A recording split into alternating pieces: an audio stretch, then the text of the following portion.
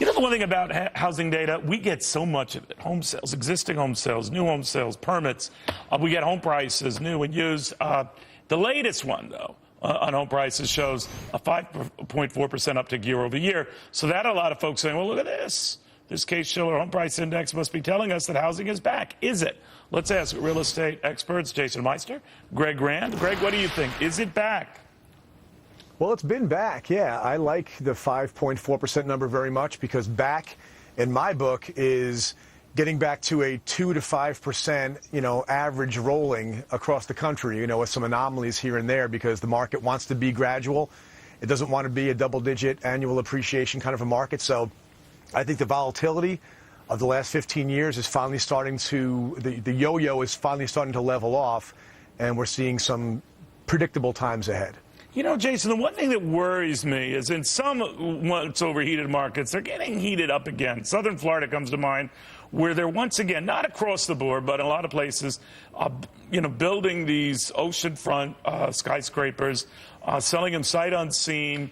That kind of reminds you of what was going on right before the real estate crash. What do you make of that? Neil, you hit it right on the head.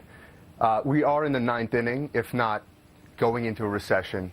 We've overdeveloped in places like Miami, New York City, San Francisco. Money's been free for 8 years. All this quantitative easing has basically driven development. And we have a lot of inventory of new construction coming online that we're going to have to burn off over the next couple of years. And I just don't see the buyers, the first-time home buyers are still not in the market the way that they should be, that 40% or 30+% of the market. You have the overseas buyers that are starting to pull back, the Chinese, the Russians, the Middle East. So I think there's a lot of concern. There's a lot of headwinds. I think it's becoming a buyer's market. I'm not a pessimist. I'm a realist, Neil. All right. Now, you hear that kind of talk, Greg, and I wonder, you always hear first-time buyers, the pickings are slim. So if the pickings are slim for them, how can this, work upwards? Well, in some ways, the pickings are slim for the first-time buyers because a lot of people are renting, and the investors are competing with first-time buyers.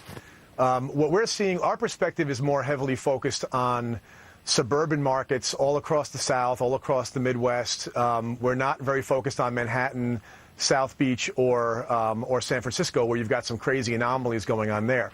So, by the way, I mentioned those crazy anomalies, and they might be, by the way, but would they remain just that? Normally, they lead something.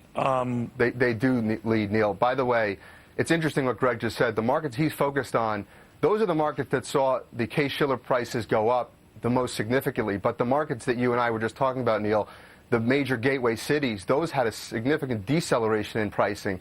So it's just an interesting trend. All right. So, Greg, you're hearing this, and let's say some potential home buyers are out there. We're in the spring shopping season, if you will, and looking around. What do you expect in the weeks and months ahead? Normally, this is done before young families can get their kids registered for school, et cetera.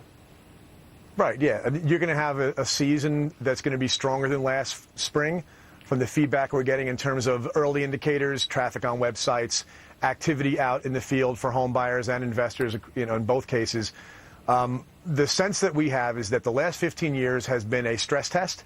The market soared, the market's plummeted, they're now fighting their way back to normal again. And like any stress test, right, put a person on a treadmill, make them run hard, the heart rate goes up, and then after they get off, the deceleration, going back to a normal standing heart rate, that's what we think is happening now. So when you see places like Phoenix is a great example, 18% appreciation in the most recent report.